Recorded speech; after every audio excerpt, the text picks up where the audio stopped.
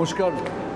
কলকাতা টিভির দর্শকদের জন্য যদি এভাবে বলা যেত যে আমি দিদি নম্বর ওয়ানকে নিয়ে এসেছি, তাহলে যদি আর 2 মাস আগে হতো তাহলে ঠিক ইন্ট্রোডাকশন হতো, কিন্তু এখন তার সঙ্গে একটু জুড়তে হবে। সেটা হচ্ছে যে সংসদ হওয়ার দৌড়ে যে কজনের নাম অত্যন্ত একেবারে প্রথম ক্যাটেগরিতে শোনা যাচ্ছে, দিদি নম্বর ওয়ানের সঙ্গে একটা কমা যুক্ত হবে, তিনি রচনা বন্দ্যোপাধ্যায় আমার সঙ্গে। কিন্তু রচনাকে ইন্টারভিউ করার আগে হুগলির রচনাকে কলকাতার পক্ষ থেকে আমার কিছু দেওয়ার আছে। এখানে কলকাতার দই আছে, কলকাতার দইকে রচনা বলেছে হুগলির দই নাকি সবচেয়ে ভালো। আমি কলকাতার দই এনেছি, এই দই একটু খেতেই হবে, খেয়ে বলতে হবে কোন দইটা ভালো। আমি খুলে দিচ্ছি দই, চামচও আছে, সব নিয়ে এসেছি। আবার ঝামেলা চাও? আমি দই নিয়ে এসেছি। আবার ঝামেলা চাও? মানে বাংলার কলকাতার দই কেন খারাপ হতে যাবে হুগলির দইয়ের? না, আমি তো খারাপ একবারও বলিনি, আমি বলেছি ভালো। আমি বলেছি ভীষণ ভালো। আচ্ছা, ওটাও ভীষণ কলকাতা থেকে ভীষণ ভালো। আমি কলকাতা বাজে বলিনি, আমি বলেছি কলকাতা থেকেও ভালো।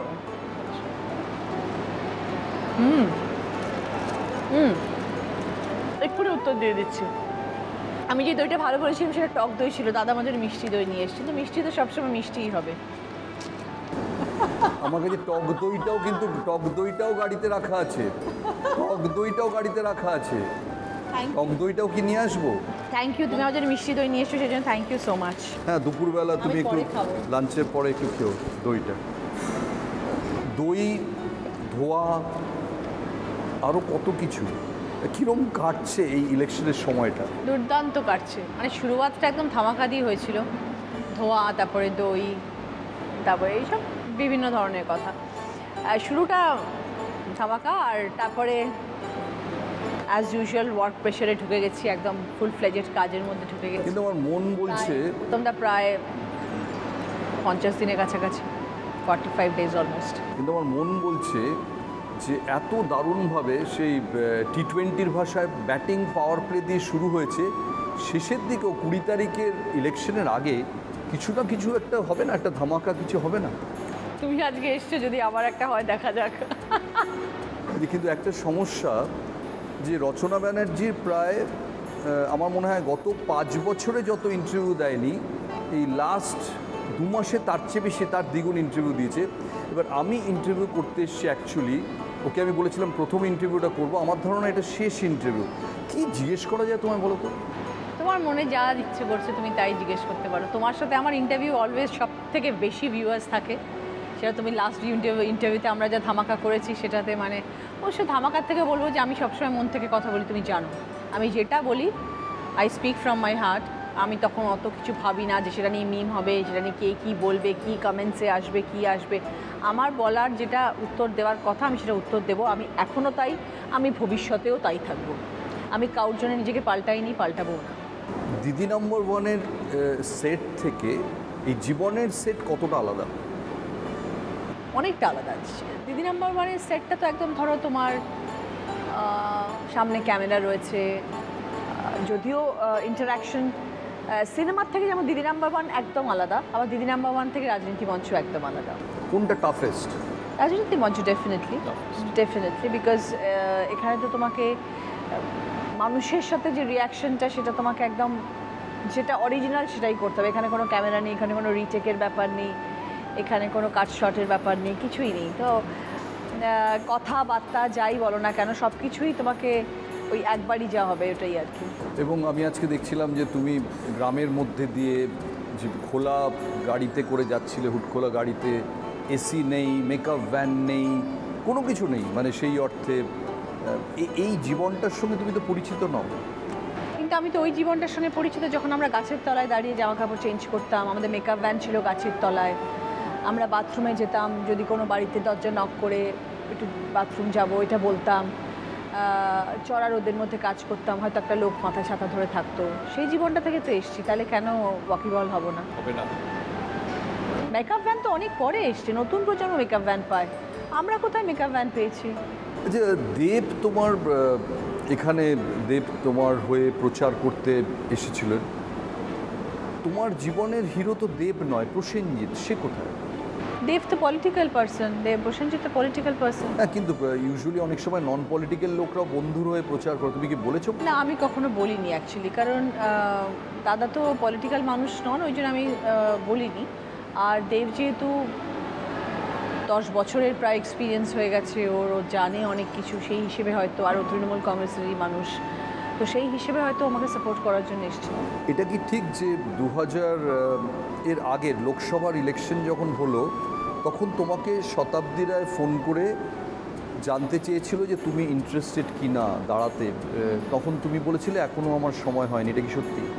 একদম সত্যি, বেশ কয়েক বছর হয়ে গেল। কিন্তু তখন আমি সবাইকে ইনফ্যাক্ট এটাই বলেছিলাম যে আমাকে প্রশ্ন করা হয়েছিল যে এখন কেন, আগে হলো না কেন, বা পরে বা নয় কেন, এত এরম সময় আসলে কেন। তো আমি তখন ওটাই বলেছিলাম যে প্রত্যেকটা জিনিসের একটা সময় থাকে এবং আমি ভীষণ ক্যালকুলেটিভলি সব কিছু করি। আমার সেই ফেজটা যেটা আগের ফেজ ছিল, সেই সময় যদি আমাকে দিদি অফার করতেন আমি হয়তো একদমই হ্যাঁ বলতে পারতাম না, কারণ আমার সেই সময় প্রায়োরিটি ছিল আমার ছেলেকে তখন বড় করতে হতো। আর সেই সময় আমি ফুল ফ্লেজেডলি দিদি নাম্বার ওয়ানে কাজ করছি, সব কিছু নিয়ে আমি ভীষণ ব্যস্ত ছিলাম। তখন রাজনীতির কথা আমি ভাবতেই পারিনি। এখন আমার ওই জায়গাটা থেকে আমি অনেকটা এগিয়ে এসেছি, তো সেই জন্যে I gave it a thought. আর আমার মনে আছে যে তোমার একটা আত্মজীবনী লেখার কথা ছিল, সব কিছু ঠিক হয়ে গেছিল, তারপরে হঠাৎ করে তোমার বাবা বললেন যে এখন বইটা লিখো না। তুমি কিন্তু বইটা লিখতে রাজি হয়ে গিয়েও বাবা বললেন যে এখন লিখো না, তোমার জীবনে এখনও একটা অধ্যায় বাকি আছে। উনি কি এই অধ্যায়টার কথা বলেছিলেন? হয়তো তাই, জানি না, বাট মনে পড়ছে তোমার? একদম, আমি এক্স্যাক্টলি ওই জন্য এরকম করলাম যে তুমি এক্স্যাক্টলি সেম পয়েন্টে আসলে, যে তুমি আমাকে বলেছিলে যে রচনা একটা বা তোমাকে নিয়ে একটা কিছু লেখা হোক। তা আমি তখন বলেছিলাম, বাবার কথা শুনেই বলেছিলাম, আমার মনে হয় যে তুমি প্রথমে রাজি হয়েছিলে, তারপরে ফোন করে তারপরে আমি বললাম প্রথমে, হ্যাঁ এক্স্যাক্টলি, আমি প্রথমে বললাম যে হ্যাঁ হ্যাঁ হতে পারে, ভালো, এটা বেশ ইন্টারেস্টিং হবে, আমার জীবনে এত কিছু হয়েছে, অনেক গল্প হবে, লেখা যাবে আর কি। তো তারপর আমার মনে হলো যে এখন নাকি আরও কিছুদিন পরে, আমার কেন জানি না মনে হলো যে হয়তো আরও কিছু জীবনে আসতে পারে। তোমার বাবা মানে আমাদের সবার খুব প্রিয় মেসোমশাই, উনি কেন এটা বলেছিলেন বলে মনে হয়? উনি কি তোমার সঙ্গে কথা হয়েছিল রাজনীতি? কোনো দিনও না, মানে রাজনীতি নিয়ে কথা হয়েছিল সেই অর্থে নয়, বাট আজকে বলতে গেলে অনেক কিছুই বলা হয়ে যায়, মানে অপোনেন্ট পার্টির থেকে অফার এসেছিল, হ্যাঁ তখন বাবা ছিলেন, বিজেপি থেকে অফার এসেছিল, হ্যাঁ। তাছাড়া সেটা কি লোকসভায় দাঁড়ানো? হ্যাঁ, তো তাছাড়া জিন্দাদিও তার আগে বলেছিল টিএমসির জন্য, তো বাবা তখন ছিলেন, তো বাবার কাছে তো এই কথাগুলো, বাবা ছাড়া তো আমার জীবনে এক পাও চলতো না। তো হ্যাঁ, হ্যাচ্ছো দিলেও বাবাকে জিজ্ঞেস করতে বলতাম যে হ্যাচ্ছো দেবো কি বাবা, মানে এরকম আর কি। তো যাই হোক, তখন তো সেগুলো বাবা জানতেন, যেগুলো অফারগুলো এসেছে, তখন হয়তো বাবার মাথায় হয়তো ছিল যে, বাট বাবা আমাকে তখন কিন্তু বলতেন যে না তুমি রাজনীতিতে এখন যাবে না, বিকজ তোমার সেটা এখন সময় আসেনি। উনি খুব একটা ফরে ছিলেন না রাজনীতিতে যাওয়ার, হয়তো উনি ভেবেছিলেন যে লাইফটা একদম 360 ডিগ্রি টার্ন নিয়ে নেবে, তাই জন্য হয়তো বারণ করেছিলেন। কিন্তু আমি তোমাকে যেটা বলেছিলাম যে হ্যাঁ আমার মনে হয় যে কমপ্লিট হয়নি, হয়তো বাবা সেই জন্য বলেছিলেন, জানি না হয়তো রচনা ভবিষ্যতে, আমি এখন আটকে দিচ্ছি রচনাকে, হয়তো ভবিষ্যতেও পলিটিক্সে গেলেও যেতে পারে, তাহলে ওকে আটকাই যে আরেকটা অধ্যায় শুরু হোক, তারপরে ওর বায়োগ্রাফি হবে। তাহলে এবার বায়োগ্রাফিটা কবে হবে? আরেকটু কিছুদিন দাঁড়াই, আগে একটা জায়গা নিয়ে নিই তারপরে। একটা কথা বলো, তুমি জীবনটা যেভাবে কাটিয়েছো, মিস ক্যালকাটা জিতে গেলে, তোমার এমন নয় যে তুমি খুব নিম্নবিত্ত পরিবার থেকে লড়াই করে উঠেছো, মেঘমল্লারে বাড়ি, দক্ষিণ কলকাতার অ্যাফ্লুয়েন্ট ফ্যামিলির মেয়ে, মিস ক্যালকাটা জিতলে, সিনেমায় চলে এলে, সুখেন দাস, প্রসেনজিৎ, তারপরে তুমি আবার চলে গেলে, তুমি বিভিন্ন তেলেগু ছবিতে, উড়িয়া ছবিতে, সেখানেও সফল নায়িকা, আবার ফিরে এলে 35টা ছবি করলে প্রসেনজিতের সঙ্গে, টপ নায়িকা, আবার ছেড়ে দিলে বিয়ের পর, ছেড়ে দিয়ে আবার দিদি নাম্বার ওয়ান, যা যা গ্রাফ গেছে প্রত্যেকটা উপরের দিকে। কে বলতে পারে জুন মাসের শুরুতে একটা কালবৈশাখী এসে হঠাৎ একটা দাগ দেবে না? এই ভয়টা হয় না? কিসের দাগ? ইলেকশন না, কিসের ভয়? দেখ, না না না না, I have nothing to loose, I have nothing to gain also. আমি রাজনীতিতে এসেছি, আমাকে দিদি বলেছেন আসার জন্য, আমি সেই জন্য রাজনীতিতে এসেছি। এবং দিদি তো এর আগেও বলেছিলেন, শতাব্দীর থ্রু দিয়ে বলেছিলেন, বাট এবার আমাকে উনি নিজে ডেকে বলেছেন। আর উনি এমন একজন পার্সোনালিটি ওনার, উনি যদি সামনে এসে কাউকে কিছু বলেন বা আমাকে অ্যাটলিস্ট যদি কিছু বলেন, মানে তাকে না বলার আমার পক্ষে সম্ভব না, because I look up to her, she is an idol, মানে in the sense political side দিয়ে আমি বলছি না, একজন মেয়ে হিসেবে আমি বলছি, একজন মানুষ, একজন নারী, সে এইরকম একটা এজ অফ 70, এইরকম তার পাওয়ারফুল একটা পার্সোনালিটি, এইরকমভাবে সে কর্মক্ষমতা তার এতটা স্ট্রং, এইরকমভাবে সে খাটতে পারে, এইরকম তার একটা পার্সোনা নিয়ে সে পুরো ভারতবর্ষের সঙ্গে সে লড়াই করে যাচ্ছে। She is someone we always look up two. তো আমার সবসময় মনে হচ্ছে দিদি ইজ দি উইমেন। তো আমার তিনটে গুণ মমতা বন্দ্যোপাধ্যায় যেটা তুমি ধার নিতে চাইবে, তিনটে গুণ। Energy, dedication and high in speed, that is straightforwardness. উনি কিন্তু ঠিক ওই রকমই, যেরকম আমি পটপট করে কথা বলে দিই, উনিও একটু বলে দেন।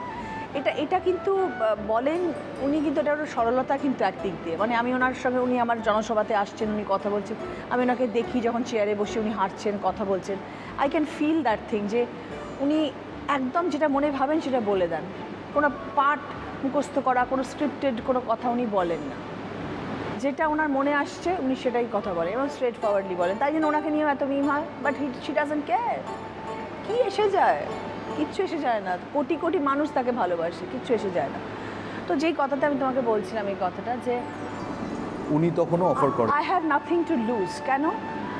আমি একটা এমন জায়গায় আসার পরে আজ রাজনীতিতে এসেছি, আমার জীবনে তো কিছু হারানোর নেই। I have everything in my life. আমাকে লোকে ভালোবাসে, আমার স্টারডম বলো, আমার ফিউচার, সুরক্ষিত ভবিষ্যৎ, এক্স্যাক্টলি সুরক্ষিত ভবিষ্যৎ বলো, সব কিছু। আমি রাজনীতিতে যখন আজকে এসেছি, আমি একটা কোনো কর্ম করব বলে এসেছি, যে আজকে যখন দিদি আমাকে একটা বিশ্বাস নিয়ে, আশ্বাস রেখে আমাকে নামিয়েছেন রাজনীতিতে, তাহলে আমি সেখানে I have to give my best. আমি কাজ করব, আমি কর্ম দেখি, আমি আমার রচনা ব্যানার্জির নামটাকে তুলে ধরবো। তো সেইটা ভেবে যখন আমি এসেছি, তো then there is nothing to lose. আজকে যদি আমি গড ফরবিড যদি কিছু নেগেটিভ রেজাল্ট হয়, তাহলে আই উইল সে যে I have given my best. আমার কখনো এটা মনে হবে না, রিগ্রেটস আমার মধ্যে এটা থাকবে না যে আমি কি আমার 100% দিইনি। I have given more than my 100% এই 45 দিনে। তো যতটুকু যা করা, যে যা সদস্যরা, তৃণমূল কংগ্রেসের সদস্যরা আমাকে যখন যা করতে বলেছিল আমি করেছি। Since I am a new কামার, আমি জানি না অতটা, তো সব সময় করেছি, অক্লান্ত পরিশ্রম করেছি।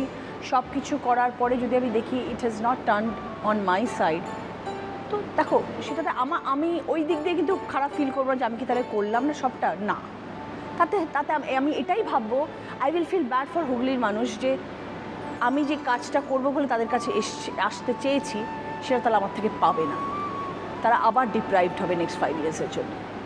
তারা এই 5 বছরে ডিপ্রাইভড হয়েছে, শুনছি তো তাই তাদের কাছ থেকে। যেমন কি হয়নি? কিছুই হয়নি। কি হয়নি না, কিছুই হয়নি। তারা বললো যে কিছুই হয়নি, আমরা তাকে পাইনি। আমরা কোভিড তো ছেড়ে দাও, কোভিডের সময় তো সে নাকি একদিনের জন্যও আসেনি। সে কোভিডের 1.5 বছর বাদ দিলেও সে বাকি সময়টাও নাকি সে আসেনি, তাকে দেখতে পাওয়া যায়নি। কারণ আমাকে তারা সবাই একই প্রশ্ন করছেন যে আপনাকেও কি দেখতে পাবো না ভোটটা পাওয়ার পরে? তো এটার উত্তরটা দিতে দিতে আমি প্রায় 40-45 দিনে 5 বার করে এই উত্তরটা দিই, যে সব মানুষ একরকম হয় না, সবার চিন্তাধারা একরকম হয় না, সবার স্বপ্নটা একরকম হয় না। আমি যখন আজকে কাজে এসেছি, আমি আপনার জন্য কাজ করতে এসেছি। আপনারা আমাকে আশীর্বাদ করবেন ভোট জেতানোর জন্য না, আপনারা আমাকে আশীর্বাদ করবেন যাতে আমি আপনার জন্য কাজ করতে পারি। আমি এই কথাটা সবাইকে বলি, বিকজ আমি কাজ করতে পছন্দ করি, আমি কাজ করতে এসেছি। তো যদি আজকে নেগেটিভ হয়, I will feel bad for the Hooghly people, যে তারা আমার কাজটা দেখতেই পাবে না। মানে তুমি আর কখনো হুগলিতে আসবে না? হুগলিতে আসবো না থেকে আমি কাজটা তো করতে পারবো না তাদের জন্য। হুগলিতে তো আমার আশা হতেই পারে। যেরকম ব্যালট বক্সে বিভিন্ন পছন্দ থেকে টিক দেওয়া হয়, তোমাকে আমি একটা টিক দিতে বলছি, 4টে অপশন দিচ্ছি তোমাকে। লকেট চ্যাটার্জি অভিনেত্রী, নায়িকা, সহনায়িকা, রাজনীতিবিদ, কোন বক্সে টিক দেবে? রাজনীতিবিদ পছন্দ তোমার? পছন্দের জন্য নয়, ওর জন্য এই ক্যারিয়ারটা সব থেকে ভালো, অন্য 3টে ক্যারিয়ারের চেয়ে। অন্য 3টে ক্যারিয়ার চেয়ে, বিকজ ছবির জগৎটা খুব কম সময়ের জন্য ছিল। বা সেখানে ও মানে মেইন নায়িকা হিসেবে ও কোনোদিনও ছিল না, ও সবসময় সেকেন্ড নায়িকা হিসেবে ছিল। তো সেই দিক দিয়ে ও হয়তো কখনো ওর মধ্যে কোনো দুঃখ থাকতেই পারে যে আমি ফার্স্ট নায়িকা হতে পারিনি, আমার সবসময় সেকেন্ড নায়িকা হিসেবে থাকতে হয়েছে। সেই দিক দিয়ে বলবো যে ওর ভালো লাগতে নাই পারে। বাট রাজনীতিতে আজকেও এত বছর ধরে এসছে, হতে পারে ও টিএমসি থেকে শুরু করেছে, বাট ও তো ভালোবেসে রাজনীতিটা করছে, তার জন্য এত বছর ধরে সাস্টেন করছে একটা প্রফেশনে, এবং সেখানে সে নামও করেছে। হতে পারে সে হুগলি জেলার জন্য হয়তো কিছু করতে পারেনি, বাট আদারওয়াইজ করতে পারেনি না করেনি, একটু আগে বললে। দেখো, করেনি, করতে পারেনি, দুটোই হতে পারে। হয়তো ওকে করতে দেওয়া হয়নি, হয়তো চাইছে ওকে করতে দেওয়া হয়নি, বা ওর মন থেকে ইচ্ছে হয়নি আমি হুগলির জন্য কিছু করবো, দুটোই হতে পারে, আমরা তো জানি না ওটা। বাট অ্যাজ আ রাজনীতিবিদ ডেফিনেটলি ওর একটা জায়গা তো আছে। তোমাদের SMS এক্সচেঞ্জিং টার্মস আছে? কখনো ছিল না? বা তুমি ওর ফোন নাম্বার জানো না, ও তোমার নাম্বার? না, ফোন নাম্বার আছে আমাদের, ওর কাছে আছে কিনা জানি না, আমার কাছে তো আছে। বাট যেহেতু যোগাযোগ এত বছর ধরে নেই, তাই জন্য হয়তো আমিও করিনি, ও করে মানে প্রি বিজেপি ডেজেও যোগাযোগ ছিল না, না? ওটাই কখনো হয়নি। যেখানে মমতা ব্যানার্জি জনসভায় এসে বলেছেন যে খারাপ অর্থে বলছি না, কিন্তু ওর সবার গলার লকেট, এটা মানেটা কি? 1 মিনিট সময় দিলাম ভাবার জন্য। এখন সবার গলায় লকেট থাকে, তো তো হয়তো সবার গলায় লকেটের মতো ঝুলছে আর কি, স্পেশাল কিছু হতে পারছে না আর কি। তোমার গলায় লকেট আছে? আমার গলাতেও লকেট আছে, সবাই লকেট পরে বসে থাকে। তো তো সেই হিসেবে দিদি বলেছেন সবার গলায় ঝুলছে, কিন্তু স্পেশাল হচ্ছে কোথায়, সেই হিসেবে হয়তো বলতে চেয়েছেন। ব্রিলিয়েন্ট উত্তর। আমি একটা কথা জিজ্ঞেস করি যে আরেকটা জিনিস অনেকে জানতে চায়, যে অদ্ভুত একটা প্রায় সাজানো স্ক্রিপ্টের মতো হলো যে তুমি গেলে নবান্নতে ইনভাইট করতে মমতা বন্দ্যোপাধ্যায়কে, তিনি এলেন এবং তিনি আসার পরে শোনা গেল তার ওই সময় থেকে তুমি জয়েন করবে, তুমি জয়েন করলে। স্ক্রিপ্টটা জেনুইন স্ক্রিপ্টটা বলবে? আমার শোতে আসার আগেই কথা হয়ে গেছিল, কথা হয়ে গেছে। আমার শোতে আসার আগেই কথা হয়ে গেছিল। বাস আমি জাস্ট এদিক ওদিকের মধ্যে ছিলাম, হ্যাঁ একটু এদিক ওদিক বলছিল, হ্যাঁ কি না ওইটার মধ্যে ছিলাম। তার মধ্যেই দিদি নাম্বার 1টা হলো। না, দিদি নাম্বার 1 হওয়া অবধি তুমি কথা দাওনি? মোটামুটি মানে ওই 90%-এর মধ্যে ছিল, 10% একটু এদিক ওদিক, মানে খালি একটুখানি মনের মধ্যে খটকা লাগছিল, পারবো তো এরকম খটকা লাগছিল। তো সেই হিসেবে আমি বলেছিলাম যে দিদি হ্যাঁ হবে কি হবে না ওরকম আর কি। দিদি যে বুঝে গেছিলো যে রচনাকে আমি বলেছিলাম, রচনা না আমাকে বলবে না। ইনফ্যাক্ট ব্রিগেডের মিটিংয়ে আমরা দেখলাম যে যখন ওই নামগুলো অ্যানাউন্সড হলো, র্যাম্প ওয়াক যেদিন হলো, অভিষেক বন্দ্যোপাধ্যায় তোমার নামটা খুব রেসপেক্ট এবং যত্নের সঙ্গে ঘোষণা করল। It is a privilege, definitely এটাই পাওয়া আমার। অভিষেককে এখন অবধি কী দেখেছো? Fantastic, very dynamic, extremely powerful একটা ছেলে, একটা ইয়াং ছেলে, দূরদর্শিতা অসাধারণ একদম। মানে কি বলবো, মানে দিদিকে দেখে যে ও বড় হয়েছে সেটা পুরো বোঝা যায়। বরাবর নরেন্দ্র মোদী একটু ভালো বলো না, আমি খারাপ বলবো তুমি ভাবলে কেন? After he is a prime minister of our country, definitely সে অনেক কিছু করছেন, সে অনেক কিছু ভাবছেন। এখন সে তাতে জনসাধারণ কিছু কিছু জায়গায় উপকৃত হচ্ছেন, কিছু কিছু জায়গায় উপকৃত হচ্ছেন না। সেই ক্ষেত্রে তো কিছু কিছু মানুষের ক্ষোভ থাকবেই, সেগুলো আছে। But after he is prime minister of our country. যখন তোমার কেন্দ্রে এসে তোমার বিরুদ্ধে বা বিজেপি প্রার্থীরা প্রচার করেন, তখন একটু পালপিটেশন হয় না? না না, উনি এরকম প্রচারে অনেক আসেন, ভোটের আগে প্রচুর উনি আসেন, আর ঠিক ভোটের আগে একটু বেশি করে আসেন, এবং সেই সময় এসে ওই জেনারেলি ওই টপিকগুলো নিয়ে উনি একটুখানি কথা বলেন, আবার উনি চলে যান, তো আবার নর্মাল যেই কাজ সেই হয়ে যায়। আর ভোটের আগে এসে উনি অনেক রকম আবার অফার্সও দিয়ে যান, অনেক প্রস্তাব থাকে ওনার, যেটা করবো ওটা করবো, তারপর আবার ভোটের পর আবার সেই প্রস্তাবগুলো আর থাকে না, হয় না, সেটা বুঝতে পারি না। মানে ওনার সেন্স অফ ড্রেসিং সম্পর্কে কি? এই যে মোদি জ্যাকেট, সবাই ফ্যাসিনেটেড, তুমি নিজে একজন লিটারালি একজন designer. Very nice, very nice. ওনার স্ট্রেচারের একজন মানুষ, উনি যেই জায়গায় বিলং করেন, ওনার বয়স যেরকম সেই অনুযায়ী উনি ড্রেস করেন, অ্যাবসলিউটলি ওকে, ফাইন। মানে ওর সেন্স অফ ড্রেসিং ঠিক আছে, তুমি কি চেঞ্জ করবে একটু? না না না, উনি শার্ট প্যান্ট পরলে ভালো লাগবে না দেখতে, ওনাকে ওই ড্রেসটাই ভালো লাগে। জ্যাকেট আর জ্যাকেটগুলো ঠিক আছে, কালারসগুলো যেরকম আমাদের দিদির জন্য ধনেখালির শাড়িটা ভীষণভাবে ভালো লাগে, তেমনি ওনার জন্য ওটা ঠিক আছে। সো দিদি ধনেখালির শাড়ি, মোদি জ্যাকেট। একদম। দিদি, রচনা ব্যানার্জি অন্য অ্যাক্ট্রেসদের মতোই যখনই কোনো অভিনেত্রী রাজনীতিতে আসেন, অদ্ভুতভাবে তার ব্লাউজের কমপ্লিটলি ফুল হাতা ব্লাউজ হয়ে যায়, তার সেন্স অফ ড্রেসিং বদলে যায়, তার মানে কি এখনও এরা মনে করেন যে ভীষণ ভীষণ কনজারভেটিভ হতে হবে ভোট চাইতে গেলে? অ্যাবসলিউটলি নয়। কে কী ভেবে পড়ে জানি না, আমি ফুল স্লিভ ব্লাউজ পরছি to protect my skin from the sun. আমি যাতে পুড়ে না যাই রোদে, আমার যাতে গা ঝলসে না যায়, আমি সেই জন্যে পড়ছি। আমার যখন প্রচার শেষ হয়ে যাবে I will be back to my normal ঠিকঠাক জামা কাপড় আর কি। নট যে ভোট টাইপস, মানে গলা বন্ধ, এতখানি হাতা, সুতির শাড়ি, না না না না। কেন?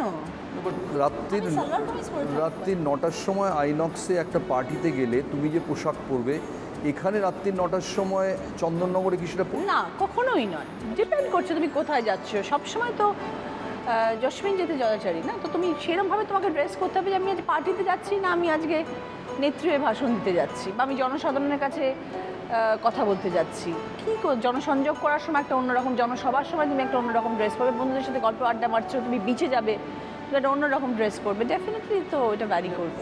18 লক্ষর সামান্য বেশি ভোটার্স এখানে তোমার কেন্দ্রে, তার মধ্যে 49% মহিলা। এরা কি তোমার সুইস ব্যাংক? হ্যাঁ, বলতে পারো।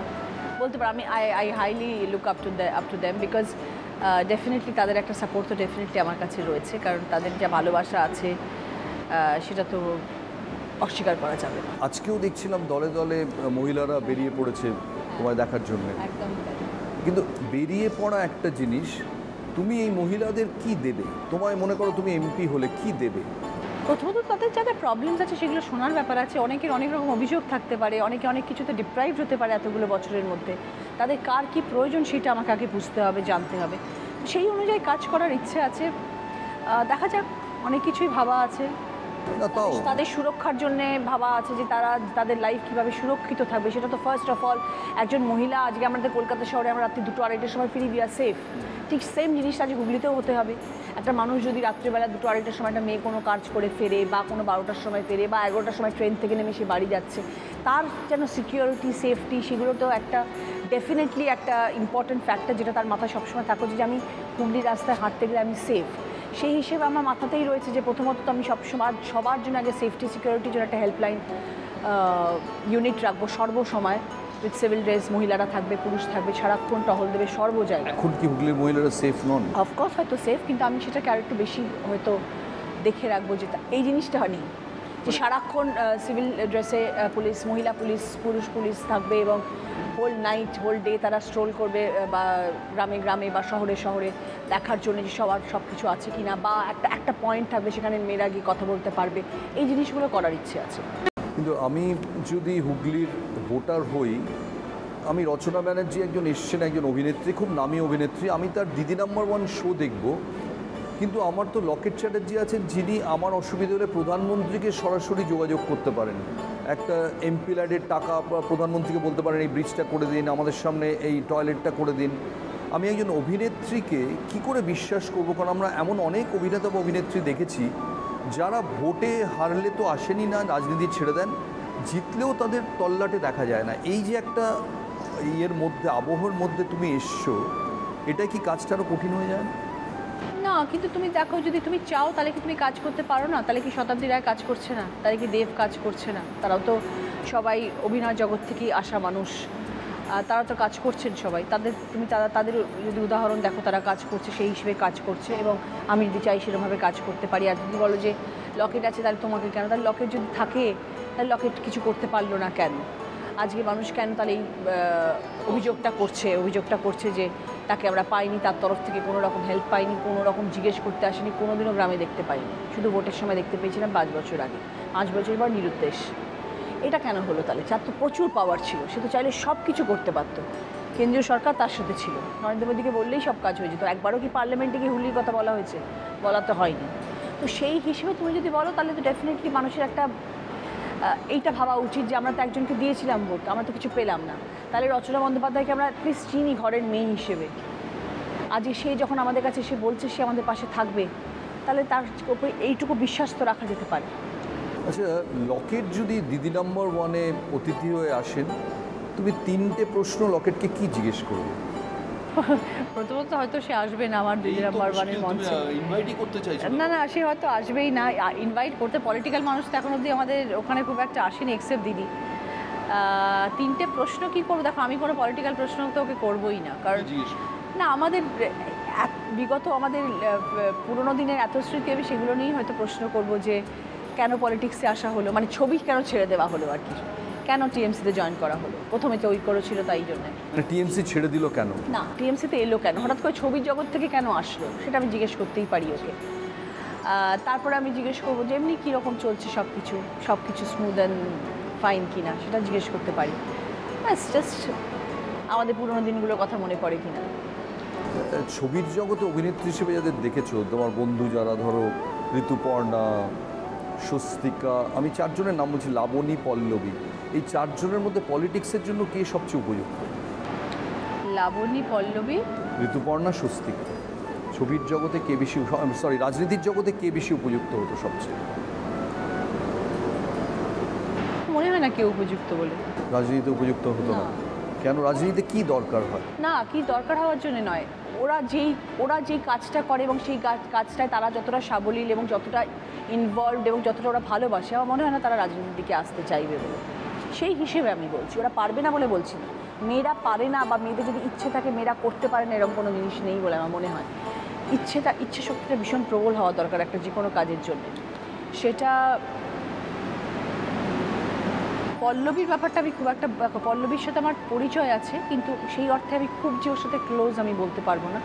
সেম গোজ উইথ স্বস্তিকা একদম মানে বিন্দাস পুরো, আমি ভীষণ ভালোবাসি ওকে, ভেরি পজিটিভ গার্ল, আর খুব বিন্দাস, কারণ ও কোনো ব্যাপারে কোনো কেয়ার করে না। রোজ মিম হবে ও নিজের মতো নিজের দুনিয়া গুছিয়ে নিয়েছে, ভালো আছে। ও ওই টেম্পারামেন্টের হবে কি না আমার মনে হয় না যে ও রাজনীতিতে আসবে। লাবণীদি তো একদম নয়, লাবণীদি একদমই নয়, কারণ লাবণীদি ভীষণ সুখী মানুষ। লাবণীদি মনে করে যে আমি এক্সট্রিমলি গুড অ্যাক্ট্রেস, যা অভিনয় করছি তারপরে বাড়িতে এসে মাছ ভাতটাকে ঘুমোবো, এই জিনিসটা লাবণীদি করবে না কোনোদিনও। লাবণীদি কাজ এবং তারপর সুখটা ভীষণ important. Rituparna is very much workaholic, শুধুমাত্র ছবির জগতের জন্য প্রচুর খাটবে, কিন্তু ওর ওই স্টারডাম, ছবি উঠছে, আমি হিরোইন, ওয়েল ড্রেসড, ভালো ছবি করব, এইটা ওর স্বপ্ন। She is good in that, তার জন্য ওর জন্য রাজনীতি। সংসদ ভবনটা মনে হয় না ওর স্বপ্ন। তুমি এই যে হঠাৎ করে চেঞ্জটা করলে, দিদি নাম্বার ওয়ানটা তো তোমার জীবন থেকে মিলিয়ে যেতে পারে, কারণ একটা তোমার দিদি নাম্বার ওয়ানের সব পার্টির লোক তোমার ফ্যান, হঠাৎ করে তো একটা বিভাজন হয়ে যাবে, বিজেপির লোকরা ভাববে কি, যাকে এত ভালোবেসে সে অন্য পার্টিতে চলে গেল। কিন্তু দিদি নাম্বার ওয়ান কি শুধু পার্টি কেন্দ্রিক? তা তো হওয়া উচিত না।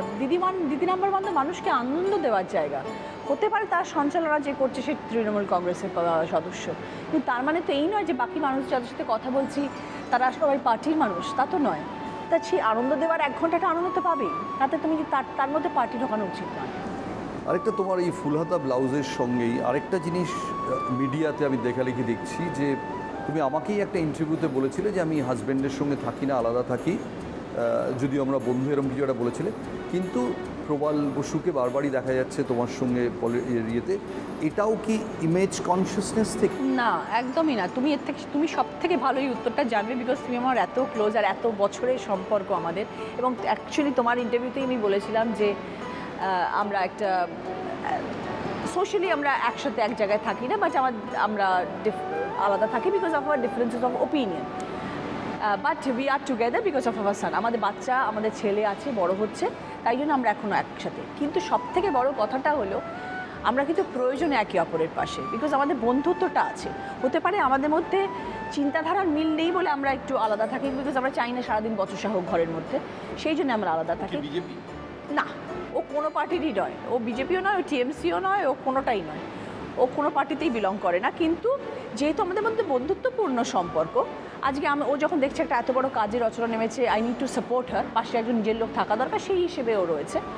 ঠিক সেরকমভাবে ওর যদি কখনো প্রয়োজন হয় তখন আমি তার পাশে থাকবো। লাস্ট প্রশ্ন, আমরা একদম শেষে চলে এসেছি, যে তুমি কি তোমার বাবার সঙ্গে, বাবা এত প্রিয় ছিলেন, এখনো কথা বলো? আমি তো সারাক্ষণ মিস করি, বিশ্বাস করা। কথা বলো বাবার সঙ্গে? কথা বলি মানে আমার মনের মধ্যে তো সারাক্ষণ প্লে করে, মানে মনের মধ্যেই তো রয়েছে। ধর আমি প্রচারে যাচ্ছি গাড়ি নিয়ে, আমার তখনও মনে হচ্ছে বাবা বোধহয় দেখছে করতে গিয়ে আমি প্রচার করছি। তো ওই ফিল গুড ফ্যাক্টরটা আমার সারাক্ষণ ওটা থাকবে, ওটা যাবে না, ওটা আমার বাবা সবসময় পাশে আছে। 20 জুন সকালবেলা বাবাকে কোনো মানে স্মরণ করে স্পেশালি কিছু বলবে? 20 জুন? 20 তারিখে? হ্যাঁ, ডেফিনেটলি বাবার আশীর্বাদ যেন আমার সবসময় আছে। আমি জানি বাবা সবসময় আমাকে আশীর্বাদ করছেন, সবসময় দেখছেন ওপর থেকে, তো সেটা তো সবসময়। আর ফাইনালি 20 থেকে লাস্ট দিন অবধি, অর্থাৎ ভোটের রেজাল্ট বেরোনো অবধি কীরকম টেনশনে কাটবে বলে মনে হয়? আমি না খুব টেনস হতে চাই না, আমার স্ট্রেস এসে যাবে, তাহলে আমি অত টেনশন নিব না। আমি আমার কাজ 100 ভাগ করেছি, এবার বাকিটা উপরওয়ালা হাতে ছেড়ে দিচ্ছি। আমি ভীষণ আমি ভীষণ ঠাকুর দেবতায় বিশ্বাসী। আমি মনে করি ঠাকুর আমার জন্য যেটা ভালো ঠিক করে রেখেছেন সেটাই আমার হবে। স্ক্রিপ্টটা অন্য কেউ লিখে রেখে, স্ক্রিপ্টটা অন্য কেউ লিখে রেখেছেন, আমি আমার কর্ম করলাম এতদিন ধরে, 1.5 মাস ধরে। উনি যেটা ঠিক করবেন, যে রচনার জন্য এটাই ঠিক, উনি সেটাই করবেন। এবং সেই জন্যই আমি এতটা পজিটিভ যে whether it is win or lose, whatever it is, I will accept it very happy. Finally last প্রশ্ন, ক্যামেরার দিকে তাকিয়ে বলো, হারলেও অনেক অনেক আমরা অভিনেত্রীকে লাস্ট লোকসভা ইলেকশনে দেখি 3 জনের নাম আমি এক্ষুনি করতে পারি যারা হারের পর 3 থেকে 4 জন আর কোনোদিন রাজনীতির আঙিনায় কাছাকাছি আসেননি। এই কদিনের যে অভিজ্ঞতা, তুমি কি বলবে যে হারি জিতে যাই হোক রাজনীতিতে থাকবো? হারি জিতে যাই হোক তৃণমূলের সঙ্গে থাকবো, মমতাদির সঙ্গে থাকবো। থ্যাংক ইউ সো মাচ রচনা। দইটা খেও কিন্তু। একদম।